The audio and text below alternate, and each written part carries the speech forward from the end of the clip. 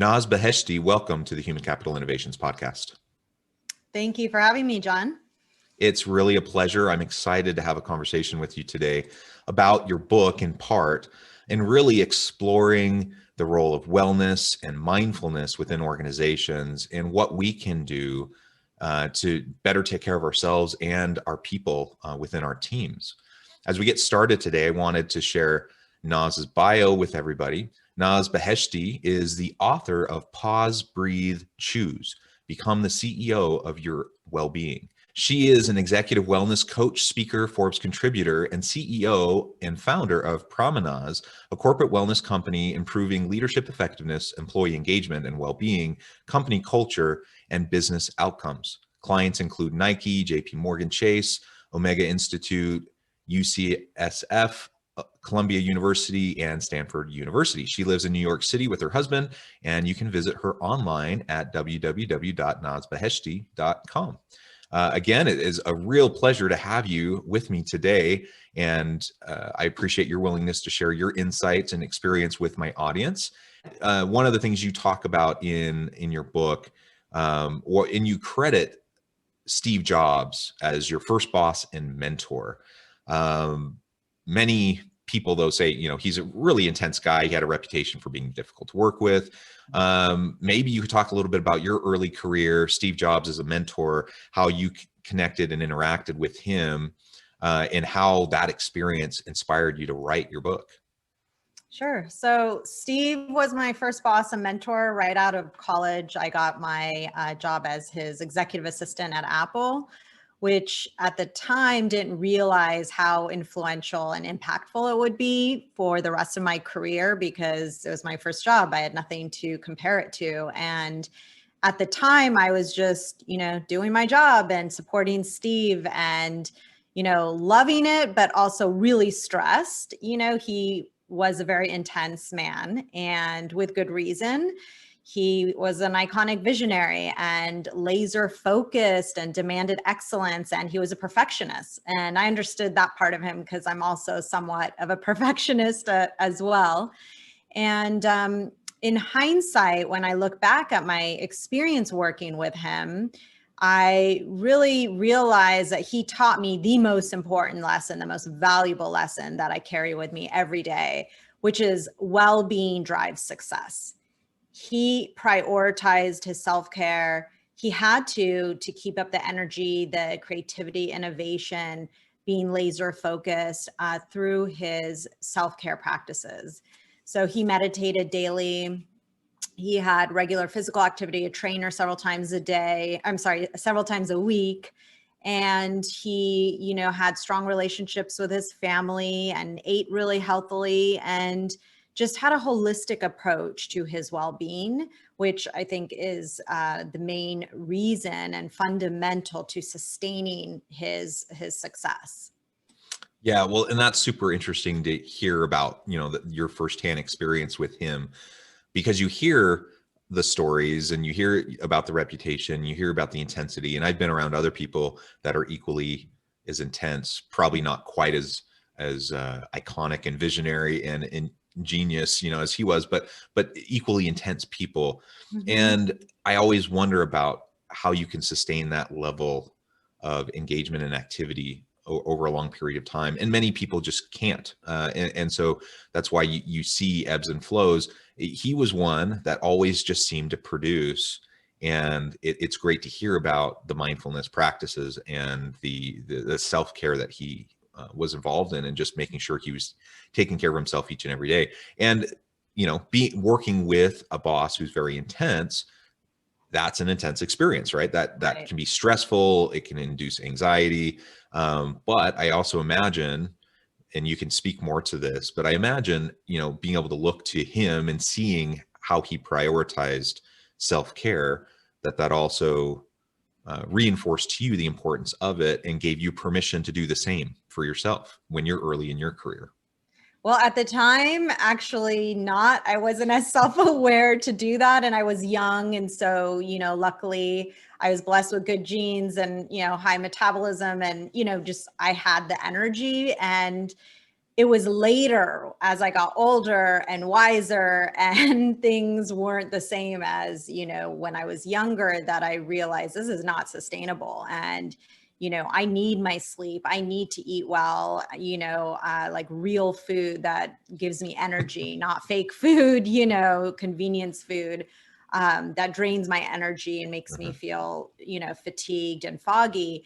And then my mindfulness practice came much later. So it was really looking back, and connecting the dots and realizing, wow, Steve really cracked the code and he did it for himself. And now I'm going to try all that stuff later, not during the time that I was working for him. I was just hustling and trying to like keep afloat and, really stressed and just, trying to be a few steps ahead of Steve.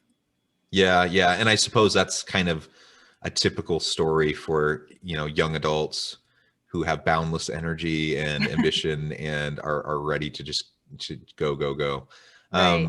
And it does catch up with you eventually though. Yes, So that's definitely. great. That's Not great that sustainable. no, that's great that you were able to reflect on that later and learn those lessons from him. And I don't know if you know this, it would be interesting to know his history a little bit, if that's something he came to later in life, or if that's something he had recognized earlier on and had practiced throughout his career. I don't know if you know that. Well, he went to India and had life-changing experience, which is similar to what happened to me as well before I started my company. But yeah, he got into meditation. I don't know how old he was or when, but it was prior. And, he was actually more spiritual and in tune with himself and his intuition. I don't know from when it started, but India was a really impactful trip for him. Yeah. Well, that's great to hear. So all of this experience was formative for you, young in your career, coming out, first job, first real professional experience. And then from there, though, you use that experience to catapult you into the rest of your career. And eventually you start your own business and you write a book. So how did all this shape you and influence you into writing that book? And then we can dig into some of the lessons and the topics that you discussed there. So after Apple, I worked at a tech startup and wore many hats at once and, gained lots of different skills working at a startup. And then I went to Yahoo, which was the Google of its time back in the day in the early 2000s. And then AstraZeneca. So I had over a decade of experience in, large Fortune 500 companies, as well as a small tech startup. And throughout that time, it was great learning new skills, but after a while, after the novelty of a new job, wore off, I was unfulfilled and lacking energy and just fulfillment. And I was also just really stressed too at certain times. And the companies didn't have any support. There was no corporate wellness programs, employee well-being. So I realized that there was a gap in the system and I wanted to fill that gap and help people who were like me, stressed and didn't have the tools to manage stress and build resilience. So I think resilience is really important because when you do have to face something stressful or challenging, you are resilient and have the tools and, energy to be able to optimize that experience in whatever way. And so I went back to school to become a holistic health coach. I have a psychology background. I also got certified as a transformational coach and advanced NLP practitioner. And I was in school, I was in school and work at the same time, eventually wanting to start my own business. But before I did that, I saved up all my vacation from AstraZeneca and took a month off and actually 6 weeks off and went to India. And it was a life-changing experience, that trip. And the day I came back, I had some very meaningful encounters with some, monks, and then the Dalai Lama for a few days. I spent at his residence for a 5-day teaching.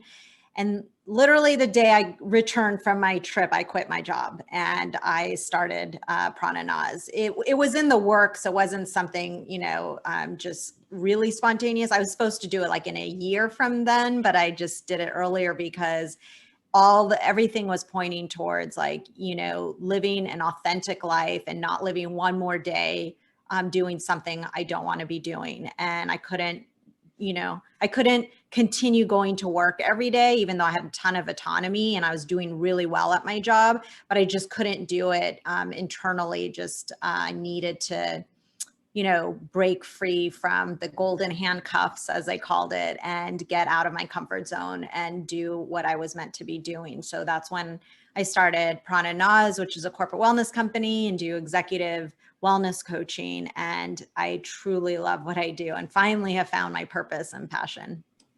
Well, yeah, and that's wonderful to hear. And, we all go through that kind of a journey where we're trying to learn about ourselves and figure out the right path for us. Mhm. And I think, yes, some people are really lucky to tap into that really early on. But most of us kind of zigzag and we do all Right. sorts of things, right? And ultimately we have to have some of those bad experiences, uh, or not even bad experiences, but we just have to have those experiences to then learn more about ourselves and understand what Mhm. what drives us and what connects us and what is sustainable for us. And so I'm sure all the jobs you had that looking back now, you're like, oh, that wasn't a good fit for me. I'm sure it was a perfectly good fit for plenty of other people, but Mhm. for you, it wasn't. And I felt the same way throughout my career as I've Mhm. been involved in different roles. And it's not that I'm not capable. It's not that I'm not as equally skilled or competent as somebody else. It just wasn't for me. Like it wasn't a Mhm. good fit, and it was draining rather than invigorating, and I wasn't Mhm. excited about doing it. And so finding that thing, that passion, that purpose, ultimately, I think that's what we need to try to do. And Right. there's no shame, in doing something that maybe isn't your favorite job to provide for your family. And if there's honor in all sorts of work, don't get me wrong, but Mhm. if we are privileged enough to have the opportunity to chase our dreams and our passions, then we should, because it's going to lead to far more fulfilling life, and we're going to be able to impact and help so many people in the process. Absolutely. And just to add, I don't actually regret any of the jobs I had, even though it wasn't the right fit long term. I actually was really excited about all of them in the beginning. If not, I would have never done it. Sure. So I learned a lot, and all of the skills I learned and the experiences and the people I met have actually, they're interconnected with what I do today. I mean, just going to doctors' offices every day as a pharmaceutical sales rep, I learned that there's, again, a huge wellness gap that, most of office visits are stress related, and the doctors don't have the time to get to the root of the stress. They prescribe something or say, come back to me at this time after doing this, but they can't like sit there, and they just don't have the time. They're not a coach, they're a doctor. Yeah. So that's where I kind of also filled that gap of helping people manage their stress and really coach them and develop new healthy habits that are personalized for them. Yeah, that's great. And so let's dive into your book a little bit more. I love the title: Pause, Breathe, Choose, Become the CEO of Your Well-being. Um, the pause, breathe, choose, connecting to mindfulness and wellness, that makes so much sense. But I really love the subtitle to your book: Becoming the CEO of Your Own Well-being. Maybe you can talk to that a little bit, why you chose that subtitle and how that fits into your paradigm and framing of the work that you do. Well, I always think about becoming the CEO of your well-being because it's really about taking charge of your life, and well-being in a holistic sense of the word is being well in all areas of your life. It's not just about, fitness and nutrition, where a lot of people think that that's all health is, but well-being is that broader topic and feeling of being happy and energized and healthy and prosperous, and just showing up as your best self in all areas of your life. And when I say, the CEO of your well-being, I encourage readers and people to think of their well-being as like a company they run. And so when, you're promoting good mental, emotional, physical, environmental, professional, and just overall emotional well-being, you are allowing all those different departments in your company to run well and smoothly. But as a CEO, you are, in charge of making all the right choices for all those departments of your life to be running smoothly. And so, asking yourself, are you operating or performing at the top of your game and like feeling happy and socially connected and purposeful?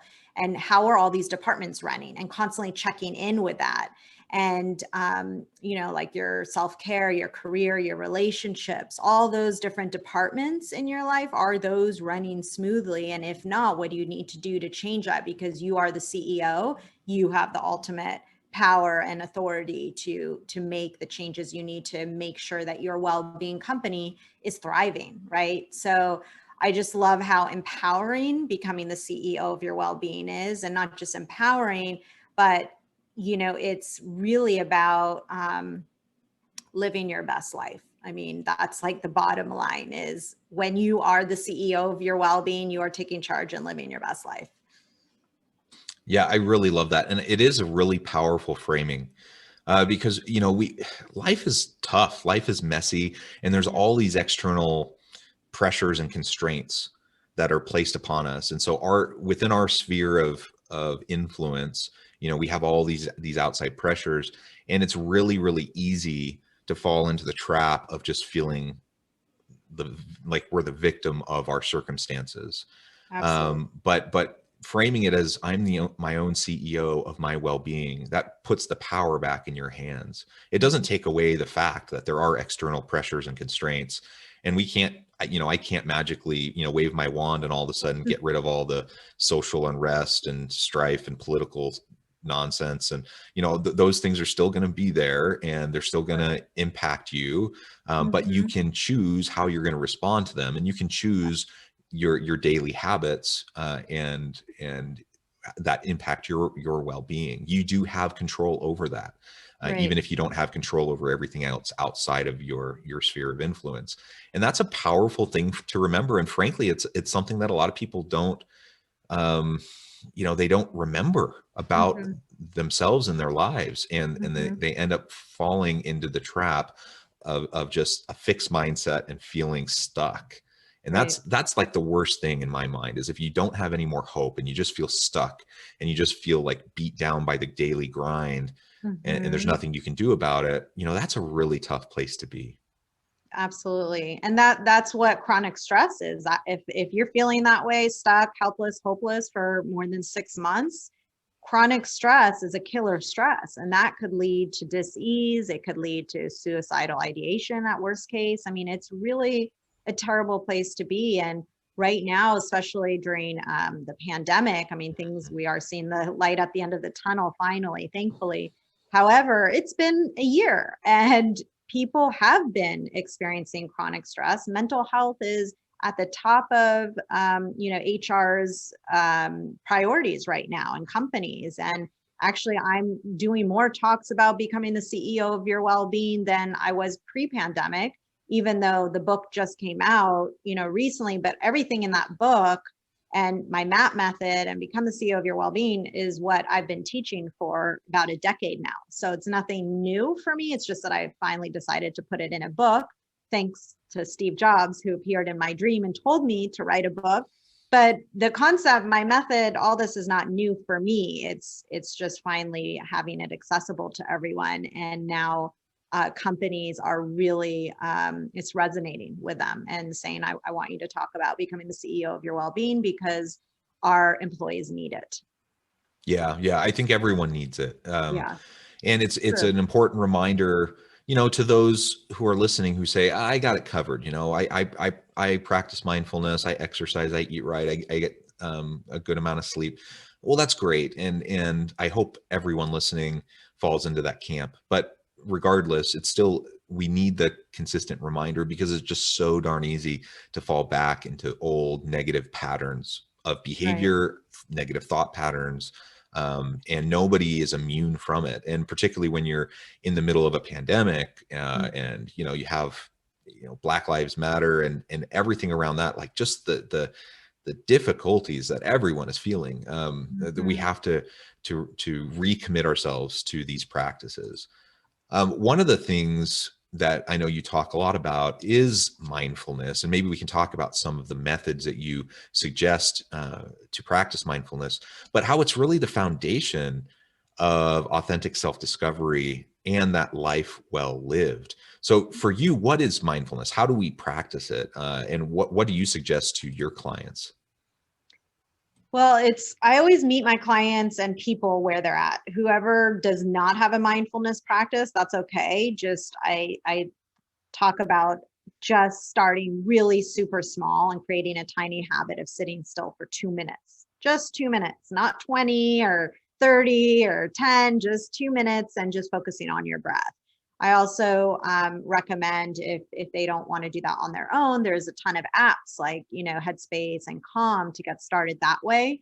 But, the trick and the key is to just start really small so that you don't need a ton of intrinsic motivation to keep it up. And, if you attach that small habit to a current routine that you already do in the day, according to BJ Fogg, who's a behavior scientist at Stanford, who's cracked the code on how to create sustainable tiny habits.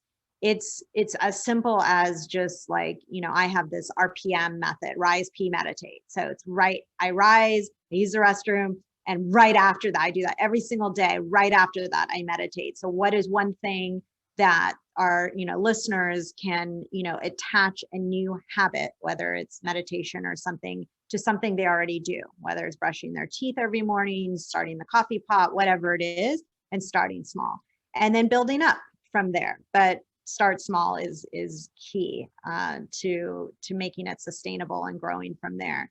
But really, mindfulness for me is about awakening your mind and your heart from autopilot. And it really enables you to experience life unfolding in the present moment and unlocks your ability to tap into your intuition and creativity so that you can receive new information with a beginner's mind and develop a new perspective. So, in short, mindfulness is really presence of heart, and it unveils your truest self and desires. So who wouldn't want to be more mindful and get that, heart head alignment and, improve your basically emotional intelligence? Yeah, and that's absolutely right. It does connect very closely to our emotional intelligence Mhm. and our EQ, right? Like Mhm. we have to be able to have that personal alignment and connection. Otherwise, we don't have much chance of meaningfully engaging, authentically engaging with those around us. And if I'm a leader and I have a team of people and I have the best of intentions, I want to support them and I want to help them maximize their potential, be their best selves. Mhm. I'm not going to know how to do that. I'm not going to be able to connect with them meaningfully, authentically at all if I am not in tune with myself first, because we all have our own baggage and our own Mhm. biases and prejudices and just all the stuff of life that we end up projecting onto the people around us if we're not first Right. aware of what we're carrying around. Right. And that's one of the problems and the things we see in relationships, whether it's home life, work life, whatever. Mhm. Problematic relationships, usually at the core, there's just miscommunication and misunderstanding, and it comes from that misalignment. Absolutely. I couldn't agree more with you. And that's how when I coach my clients, it always starts from the inside. And then when they themselves are, mindful and everything, I mean, I echo everything you said, because then they're able to be a better leader for everyone else. So it really does start from your inside, from yourself. Yeah, well, wonderful. Naz, it has been a really great pleasure to talk with you today. The time has flown by. Before we close, though, I did want to give you a chance to share with listeners a little bit more about where they can find you, find your book, and give us the last word on the topic for today. So everyone, you can find me at nazbeheshti.com, NAZBEHESHTI.com. My book is there. You can also find it on Amazon, Barnes and Nobles, and all major retailers. And then my corporate wellness site is prananaz.com, prananaz.com. And I'm on all social media as Nazs Beheshti on LinkedIn, Twitter, and Instagram. And then Facebook is nazbeheshtispeaker.com. And I'm also on Clubhouse as Nazs Beheshti. So, and I just encourage you to take the first step in becoming the CEO of your well-being, take charge of your life so that you could show up in all areas of your life and live your best life, and start today if you haven't already. I love it. Amen. A wonderful message. We need to speak that and share that more and more and more. I think everyone needs it. Thank you for all the good work you do. Thanks for joining me today and for sharing your wisdom and your experience with all of my listeners. I hope listeners will reach out, get connected with Nazs, check out her company, check out her book, find out more about what she can do to help you. And as always, I hope everyone can stay healthy and safe, that you can find meaning and purpose at work each and every day. And I hope you all have a great week.